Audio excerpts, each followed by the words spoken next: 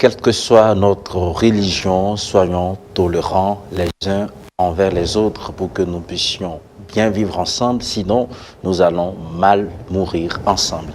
Le Vaudou peut apporter mieux que le port de Cotonou en termes de développement, selon Joachim Atorwe Amagboissan, le promoteur culturel et chercheurs exotériques estiment que le Vaudou reste un patrimoine riche capable de booster le tourisme béninois s'il bénéficie d'une volonté politique avérée. Mais selon ses observations, cette richesse culturelle est abandonnée à l'appréciation de l'extérieur, toute chose qui ne milite pas toujours en faveur du Vaudou. Nous vous proposons de suivre ces explications. Le potentiel touristique de chaque pays diffère selon les valeurs du pays. Ou vous êtes en face d'un tourisme historique, ou vous êtes en face d'un tourisme culturel, ou d'un tourisme culinaire et qui ne vacille que dans toutes les positions du tourisme, ou le tourisme paysagiste. Le Vaudou a 3 phases.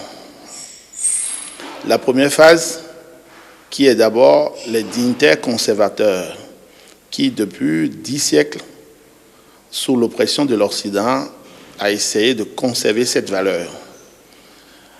La seconde partie, c'est ce qu'on veut que le Vaudou soit. Parce que nous allons toujours insister et comprendre que l'Afrique vit de la pensée de ce que les autres veulent. Je précise bien de la pensée de ce que les autres veulent. Je parle des Occidentaux. Alors, la première partie qui sont les conservateurs, qui, pendant 10 siècles, ont essayé de maintenir sous toute cette pression la valeur de Vaudou comme patrimoine humanitaire aujourd'hui, doit être d'abord quantifié et centré comme un débat sérieux. Alors, si nous voulons apporter un souffle touristique, quelle serait la place du sacré? Et qu'est-ce que est la place de la culture au service du développement?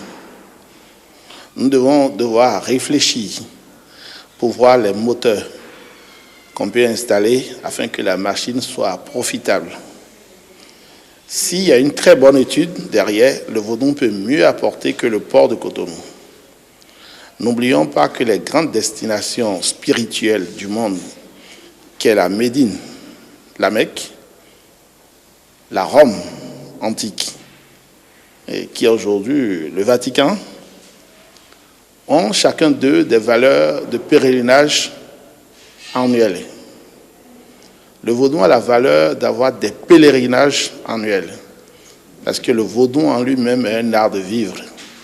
C'est pas une religion comme les gens l'exposent, mais c'est plutôt une façon de vivre selon les principes de la vie. La première des choses, c'est de comprendre qui nous sommes en face du monde. Sur 54 pays, étant donné que l'Afrique est le berceau de l'humanité, la spiritualité de cette Afrique est où? Le Dahomey actuel Bénin a la chance d'avoir le Vaudou comme la seule spiritualité africaine qui a assez moqué les frontières.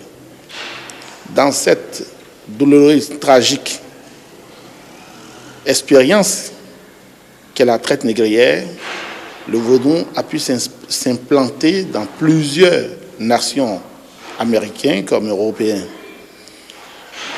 Je pense que si nous voulons vraiment y apporter un sursaut économique autour du Vaudou, c'est de penser plutôt à nos frères de la diaspora.